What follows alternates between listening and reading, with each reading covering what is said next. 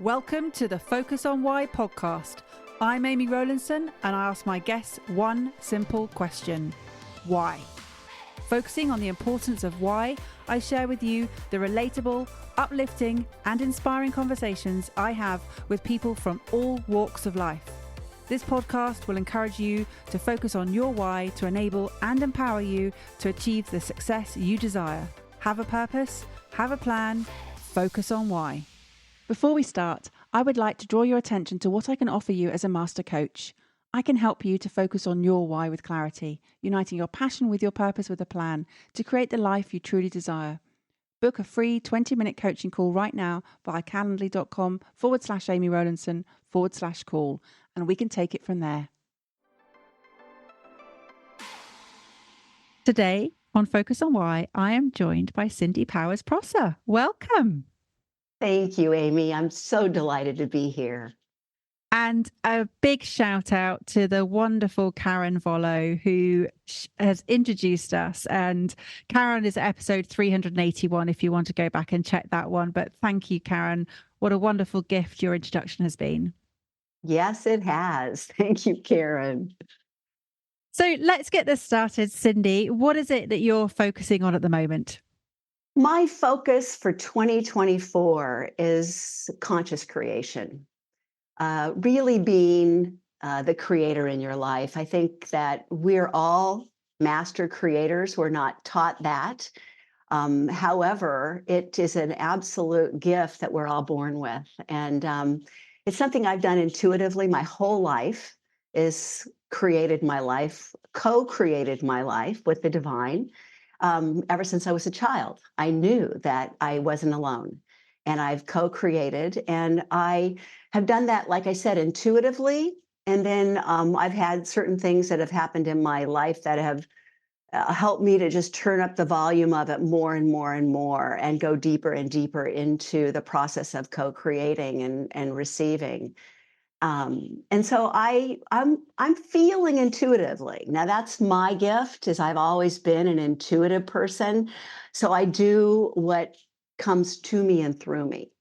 And when I ask for what is it that is my message for 2024, how can I best serve in 2024? That's the message that I've been regularly receiving. Oh, there's so many different things I just want to pick up on, even just in that very quick intro. I want to understand more about the co-creating with the divine, what that actually means, please. Yes, yes. So again, I've intuitively done this since I was very little, asking for guidance, asking for help, and looking for signs. And it's kind of like the breadcrumbs in Hansel and Gretel. And maybe that book even got me, thinking about it. But I can remember my first experience of being a child and my grandfather passing, and then one evening seeing him sitting on my bed and just feeling that I was never alone, that I always knew I had these guides, this support with me, no matter what was going on around me.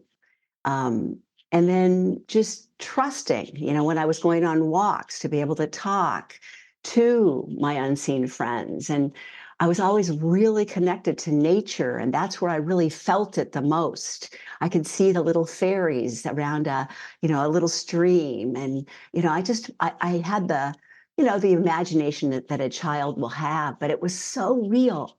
And that was something that I never let go of.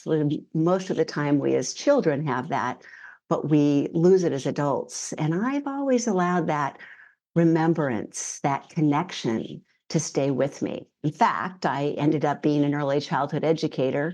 I helped parents to work with their children so that they didn't change them, that they did allow them to develop at their rate and have their gifts and keep their gifts. And it was a passion for mine for the first half of my life to help parents raise children that way.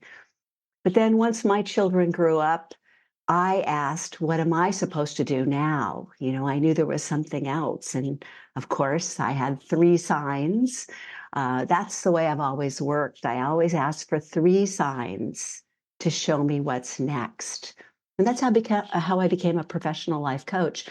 I did not know. I wasn't a plan to go into being a life coach, but I got my 3 signs. I don't know if we wanna take time for all the signs because they're miraculous. People, laugh when I tell them the stories, but I had these 3 incredible signs to join the Coaches Training Institute, and then I went into doing that, and then I met my metaphysical coach through that process, and then I went into this whole training of lucid living, and then I realized that everything I've been doing intuitively, I could actually pull it apart and give it some names and I could create systems and I could create some logic, some linear logic out of what I was just doing creatively. And that's how I'm able to show my clients now the process of conscious creation and manifestation. And I'm wondering, because you fully embrace your way of working now, were you ever fearful of what was happening to you as a child with this Uh, ability to connect to this way? Great question. Never. Never. I've always come from my heart. I've been able to feel into things that have been off or not in alignment with my heart, but I don't ever remember feeling fearful. I've always trusted. I've known how to lean into trust and go down the path that felt the lightest, the right path for me. So Did that's a good people question though. understand it? Did people understand what you were doing or thinking and feeling? No. Most of the time I was considered weird. In fact, most recently, not that long ago, my brother looked at me and said, "You've always been so weird." So no, it's in a world of very traditional. I grew up in the 50s, 60s, and that's when I was little. I was born in the 50s, and it was just so traditional. My mother hated being a woman. She wanted to go and be, a man and go to work, but she couldn't. She used to tell me it's a man's world and you better get used to it. And we had to fit into this box and do things properly. And I was never that girl. I was always just doing my thing that felt right for me. And no, it wasn't always accepted, but it didn't bother me. And knowing, having lived through the various decades now since then, has there been one where you felt like you've belonged the most? Yes, I love the 70s. I grew up in the San Francisco Bay Area with Haight-Ashbury and flower power and love and peace. I resonated with that era so much, so much. So that was the first time I really felt like, these are my people. Yes. And now, of course, so the last 20 years, since I've been a certified life coach and I've gone through the metaphysical training and really given my process names, I've been teaching for 20 years. There's 2 worlds: a world of domination, power over, control, and manipulation, and the other world of dominion, of co creating unity consciousness and working together for the good of all. And it's been a message that I've, taught through my retreats and my speaking and my coaching. And now we are actually at this turning point where I truly believe that this old world of domination is starting to die. And this new world of dominion, unity consciousness working together, the veil is being removed, and we're starting to see things for what they are. And really, people are awakening to this way that I have always been, but didn't really know how to articulate it. And I'm really excited about this year, actually. I can tell. I love this understanding of the two different spaces that are in existence for you, the domination and the dominion, and how one is dying to make room for the dominion. Does it work like that? How, or do they need to coexist? So backing up a bit, masculine and feminine. One seems very masculine, one seems very feminine. We need both, but we need the healthy masculine and the healthy feminine. What's happened is our world has gotten into an healthy masculine energy, all about domination and control and power over, rather than um, what my one of my mentors explains domination as straight lines. It's more linear. It creates the container for the beautiful feminine energy to exist and be contained in. Without the masculine, the feminine energy is just too messy. It's too swirly. So we need both. We need the structure and the linear world in a healthy form, and then we need the feminine in a softer world, in the more swirls and the imagination and the emotions, but in a healthy form as well. So both of them will survive. What's happening is it's just the deception and the more ego based, and I love the ego too. The ego has a healthy form that we need, and the unhealthy form. So the unhealthy form of the ego, the power, the control, the manipulation for more money, for more fame, for whatever the ego wants more of, without adding the all, without creating for everyone, but just me, that is what's going to be dying, and then being replaced in a much more healthy way. And it feels very much like the work of Dr. Claire Graves. I don't know if you understand the values levels and the way that you can exist in different ways as collective groups. So not just having your own individual values, but together you come together in different spaces. And the way that I see the evolution of us as humanity is moving into this understanding of we need to collaborate to really help the world to continue, or even to unwind the damage that we've done. So at the moment, it's if we don't collectively come together with a shared purpose, then it is a very difficult future that we are creating. It's the only way we'll survive. Yes, I truly believe that. And I think, I believe that we are well on our way to surviving. I'm a real optimistic in that I'm feeling into the energy lightening up and really becoming more real in a sense.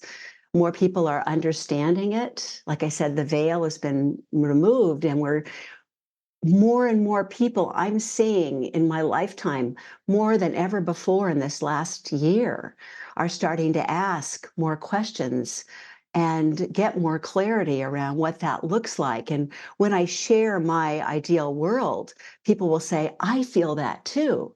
I've never put words to it, but what you say, I know to be true. And so I think we all are starting to wake up to this. We've all had it inside of us, but we've been programmed to see the world through the lens of domination for so long that we haven't really been able to grasp it. And now the lens is starting to, disappear, and we're starting to see it through a different lens because we have to. And I think COVID was a gift in that way because, it allowed us to get stirred up, to really be uncomfortable and to start to see what was possible rather than how we've been conditioned and programmed to believe we needed to survive. Tell me more about the Hansel and Gretel breadcrumbs and how the signs that you had, and being able to see those who've passed, and trust that that's not a scary thing, but it's a way that you have been used to, but it's part of the work you're doing. Those breadcrumbs, are you going to be leaving some for others? That's beautiful. Well, last year I took off because I needed to work on myself. I had a lot of things going on, and I knew in January it was going to be a year of extreme self care. And so this year, yesterday, I made my first video actually for my community, really saying, I'm ready. I'm here. I've gone through the next level of learning, and I am ready to come back and support because I'm excited for 2024. And so, yes, I will be leaving lots of breadcrumbs. I'm absolutely stepping up and coming out. The breadcrumbs that I speak of is the whole part of co-creating with the divine, with our guides, with our higher self. I don't know if any of these terms are familiar to your listeners, and we don't need to spend time going into it, but it's the unseen friends that we have around us. And so the way I use the breadcrumbs is I get really clear with what I want or what I don't want. And I realize that it's an energy. So we're all energy, and it's a feeling more than a form of what I desire. So, for example, when we moved to New Zealand, I'm originally from Northern California, and in 2024 we moved to New Zealand. And I didn't know where we were going to move. So we had a couple of years of trying to figure out where to move. And in that process, I asked, we tried to move to Mexico, to Hawaii, to Central California. Nothing was flowing. And my husband and I are very good with going down the path of least resistance, going with the flow. We both are very good at creating our life that way. So we stopped. And I said what I always say to my unseens: show me a sign. Show me a sign. Where are we supposed to move? And within several months, I had 3 signs. I always ask for 3 signs. This is the trail of breadcrumbs. Now, here's the deal. You know how you're going to feel. I knew what we wanted and how we wanted to feel when we were living in our new location, but I had no idea where it was going to be. I didn't know how we were going to get there. All the details are not as important in consciously creating or co-creating. It's about a feeling always over a form. So we knew it was going to be Mediterranean climate, near the beach. My husband wanted to surf. I love nature. I wanted to be surrounded by beautiful nature, year-round veggie garden, fruit trees, walking in nature, doing my work. And so you spend time being in the essence of the future in the present moment and feeling into what that feels like. And then ask for a sign.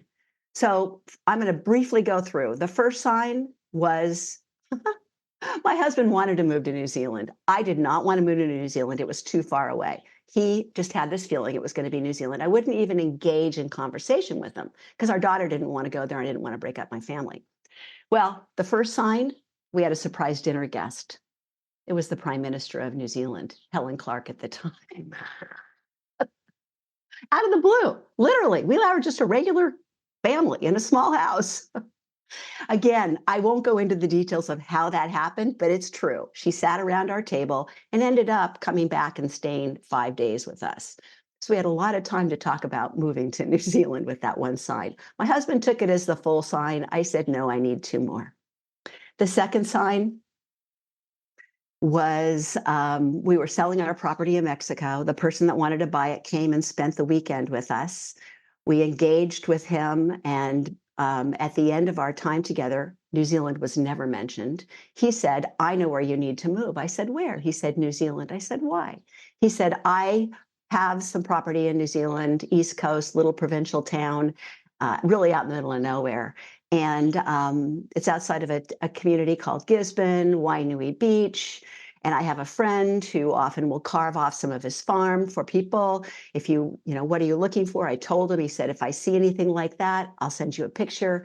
Bottom line is, the next week he sent me a picture. It was exactly what I was looking for. It had the energy exactly of what I was feeling.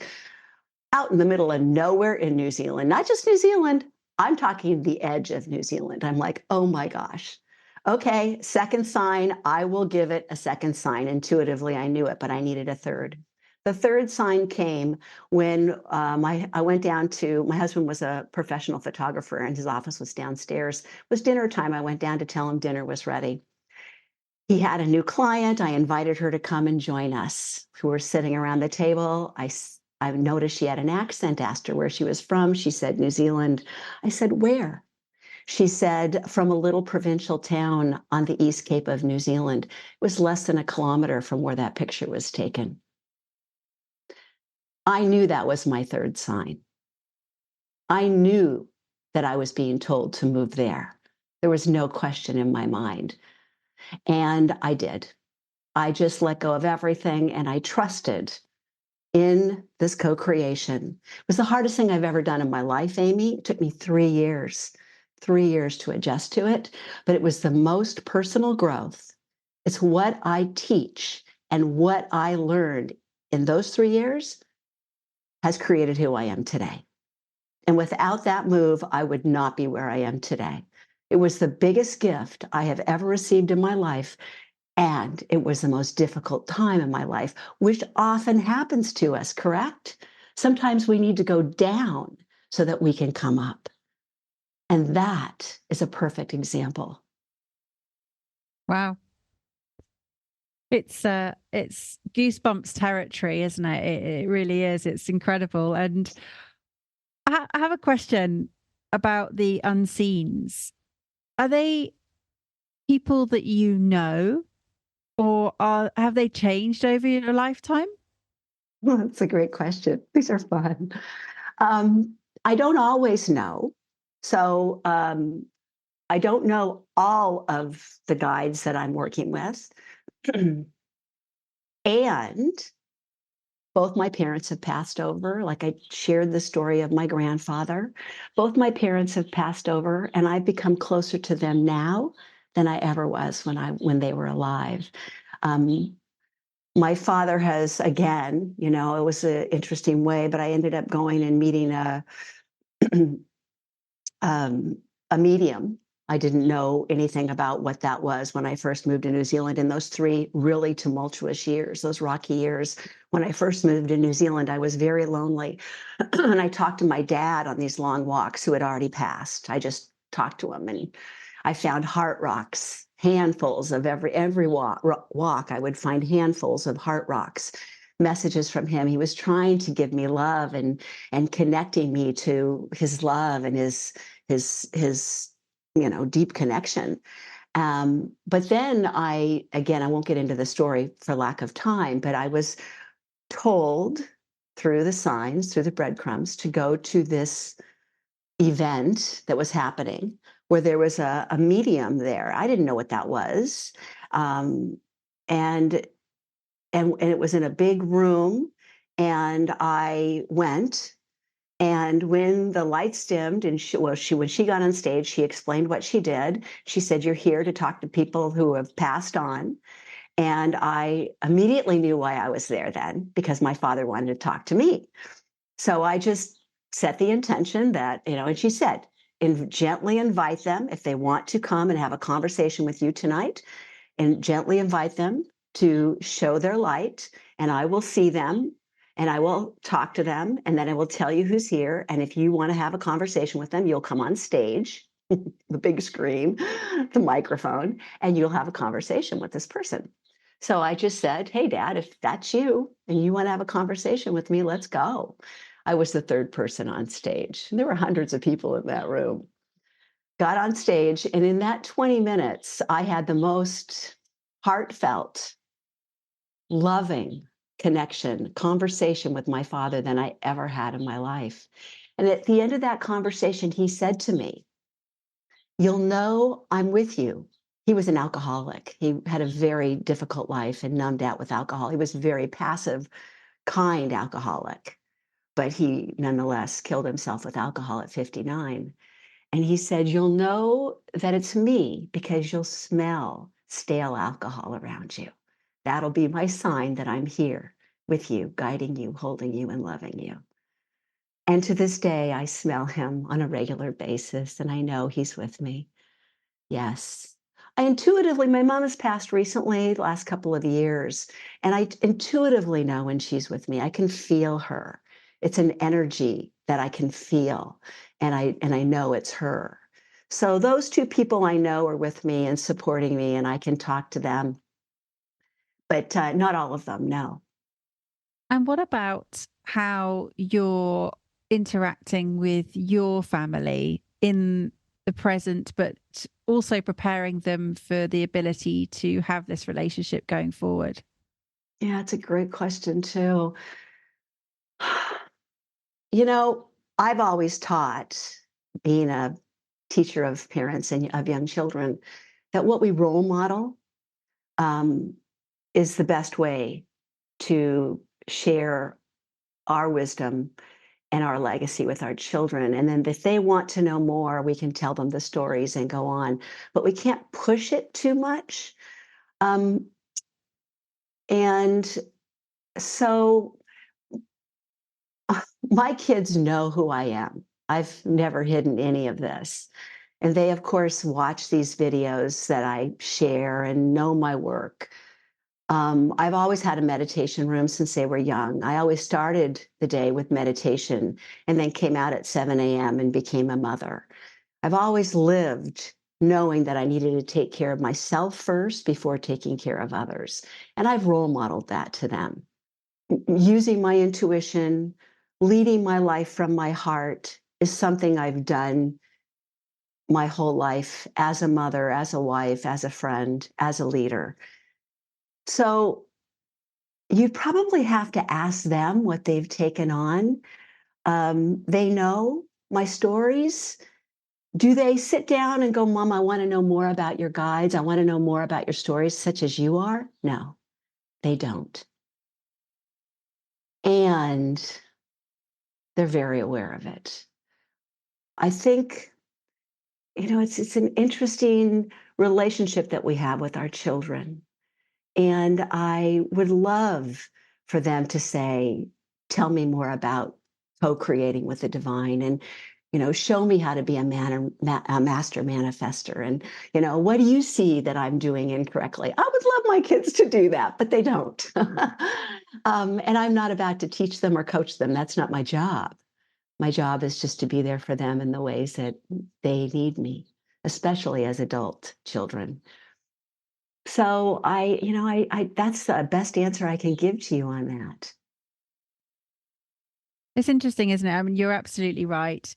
There's been so many elements in my life where I've learnt something and I've been very keen to share that knowledge, and I've had to temper the excitement and the enthusiasm, because if you do come across in that way of preaching, it really does fall on deaf ears, and in fact it's even worse, it will be resisted. So it is a case of just doing and being, and that is the way that if it is something that they're willing to take on board, they will do. But again, you can't prescribe a life for your children. And I think you are absolutely right. The more you try to push it on them, the more resistant they are to receiving it. We can't do that to anybody, especially our children. All we can do is show them. Mm. It's really interesting. I mean, I share some connection with what you're sharing.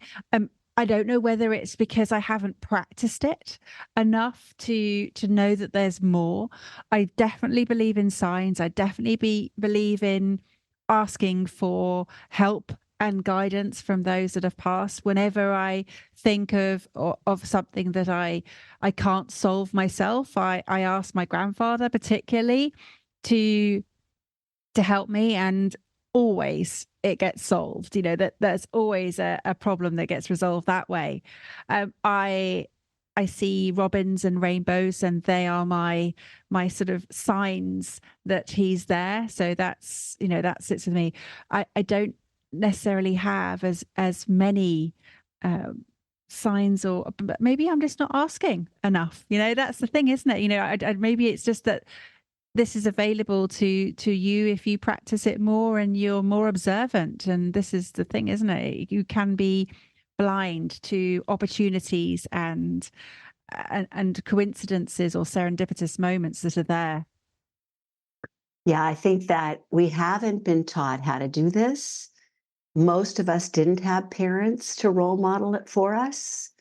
And so many of us are not aware of the support we have and the tools that we have that are so available and free. We're born with all of this, and it's with us all the time, 24/7. So I think you're right. And I think that the more we tap into our intuition, we learn how to go into our inner guidance and trust in those feelings, those knowings, those signs, then we have more fun playing with that. It is like a game and engaging with that. And then the more we use it, the easier it becomes. It's like anything. And so I think you're right. I think, it's just a matter of remembering and trusting and using and playing. And then, it's not for everyone, just like everything, but it is absolutely available to everyone. And you speak about conscious creation. How much is also unconscious? Most of us are going around unconsciously creating. Yeah, most of us are unconscious of being unconscious. We don't know what we don't know. That's the key. And if we knew it as a child, we were programmed to forget it because our parents or our teachers or our ministers or whoever it was that were our mentors weren't in alignment with that. And so they didn't know how to engage with that. And that was considered, childlike. And so I think just by listening to a conversation at this level or reading or understanding anything, just gathering the information, we can become conscious of being unconscious. That's the first step to change. We have to know what we don't know. And so if any of this is sounding interesting to anyone, it's like just be curious with it. There's nothing you need to do. It's just kind of asking some questions about it and just holding it and looking at the world through this different lens of consciousness.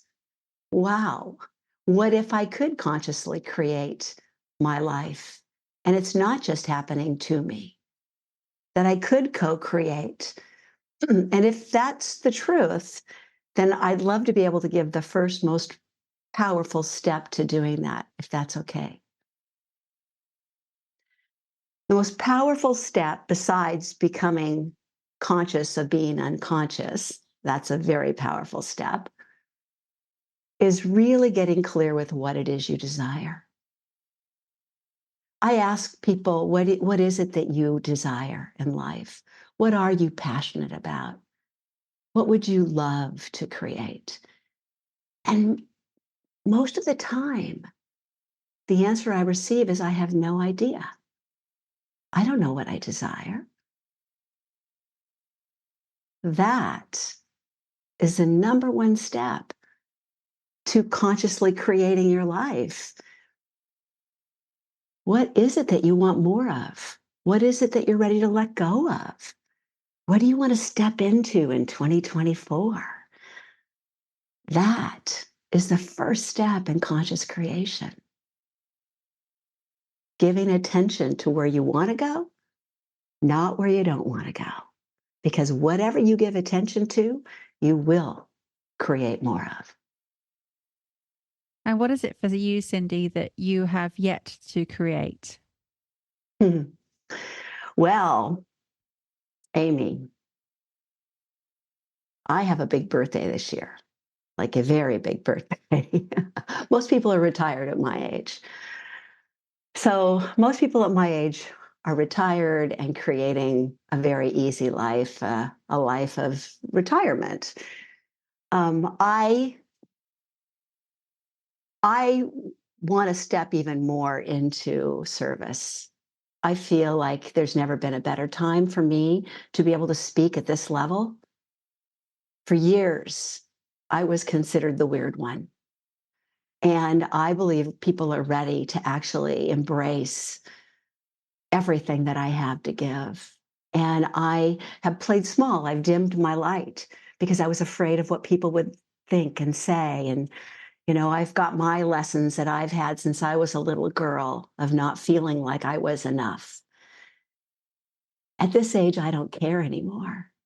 I don't want to die with this message not being shared, with my passion not being felt and created, a life around what I have to share with the world. So, what I want to create is just a platform for me to open my heart and be authentic and real in everything I know to be true, and trust that anybody that is looking for guidance in this area will know that they're not alone, that there's plenty of us out there. And it's time.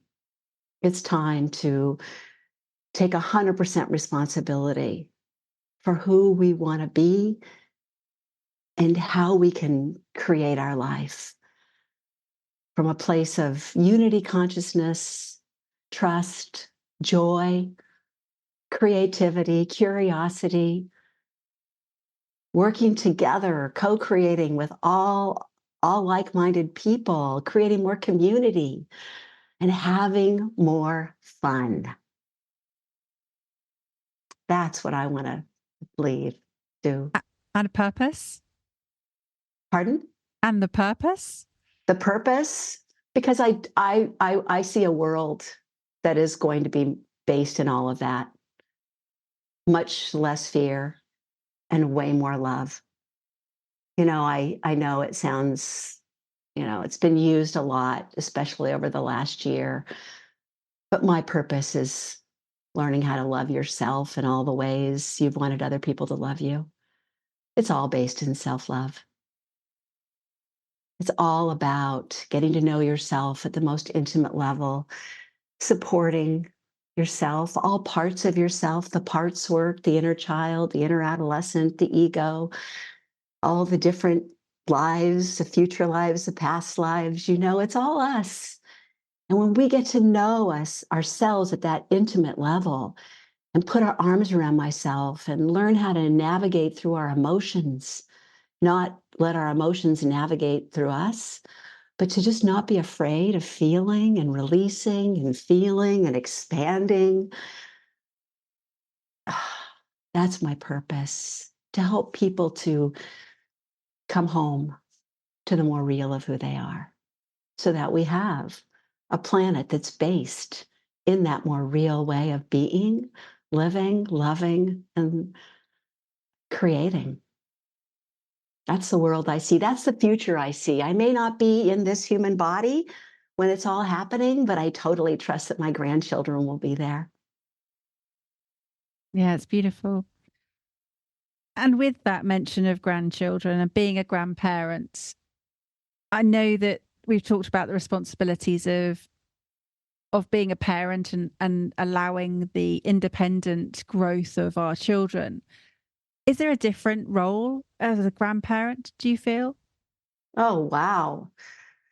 So my oldest grandchild is 5. So I've had 5 years of it getting to experience this. And they live in the United States. I do have one granddaughter who's a year old here nearby, not real close, but a couple hours away.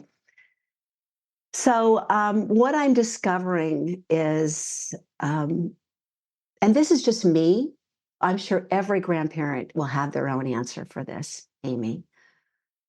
But for me,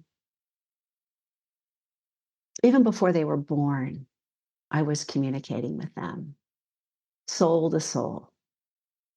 I love communicating soul to soul. And so now that they're young, I like them to have me see them as the more real of who they are, soul having a human experience.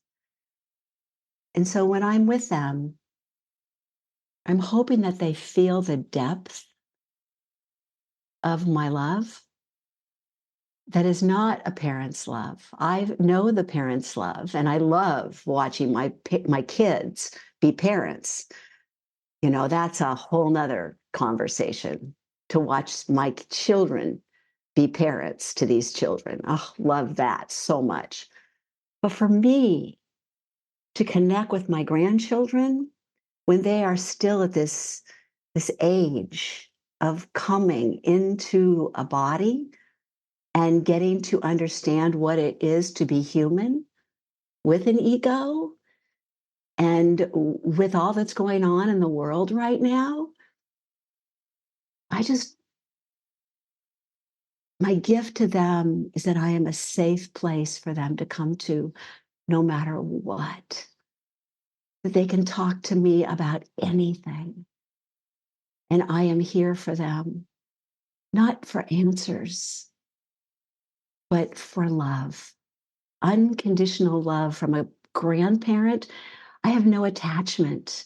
Parents tend to have a bit more attachment because it's a big job being a parent. This job is just about love, just about seeing them in the essence of who they be, and then just giving them permission to be there, to not have to do anything but just be that love and that light and follow those sparks of light in the world. That's what I feel is my job as a grandparent. It's so interesting to hear you describe the relationship of a grandparent with their grandchildren, because as a granddaughter, I you do feel a different connection to other people with your grandparents. I know I did. I had and I will be talking about this in my own reflections episode. It's not for now to talk about this in depth, but it's definitely a very different space that you feel as a young child. You feel that different type of love, and again, we could talk about this for a whole episode about the love and that bond and the different types of love that you feel from a child perspective, but then also how that then sits with you ready to pass that relationship on as a grandparent. It's exciting, and I don't want to wish life on or wish life forward. It's just knowing that at some point that role will be there. So, oh, Cindy, what a beautiful conversation. Thank you so much for sharing all you are and all you do and why you are who you are. It's been really, really special. How would people reach out and connect with you and hear more about what you do? Yes. So this is I have a website, and it's been around for about 5 years. And in this new year, 2024, I'll probably be making some changes to that website, but the URL will always remain the same. My website is cindypowersprosor.com. So it's CINDYPOWERSPROSOR.com. That's my website. My email address is the same, cindy@cindypowersprosor.com. So that's right now the best way to get a hold of me. I have a newsletter that I'll be doing again. I took a year off, like I said, but I'm starting again. It'll be a regular newsletter. I'll be doing regular videos on my YouTube channel, which is also Cindy Powers Prosor. I have a Facebook, Instagram, LinkedIn, all of those on social that I, again, will be re-engaging with this year. So all of those will be found under my name, Cindy Powers, Prosor, Prosor. Yes, that's how they can find more about me. Fabulous. Well, all the links are in the show notes. So thank Right. you for sharing. Wow. Well, I will be so challenged in my reflections on which threads to pull in or more detail later when I do my solo episode. But thank you for giving me lots of options and lots of food for thought. And thank you very much for sharing your beautiful unconditional love with us. And How would you Amy, like? thank you. Well, thank you so much for giving me the opportunity to be able to share myself at this level. Seriously, it's been so beautiful to be able to open my heart and really speak from my absolute truth, from a place of absolute integrity to my soul. So thank you so much. Absolute pleasure. Thank you. How would you like to close out the episode and leave us with some final words of wisdom? I think my final words of wisdom is to make time to just be. In this crazy world of doing, achieving, producing, it's not always easy to find that time or make that time. We're not always shown how to do that even. But if you can start your day or do moments, little snippets, 3 deep breaths throughout your day to just be still and to receive any pearls of wisdom that have been wanting to come through, the messages are there. Your intuition is as big as mine. It's just a matter of listening and receiving the guidance from within. But you must make the time to do so.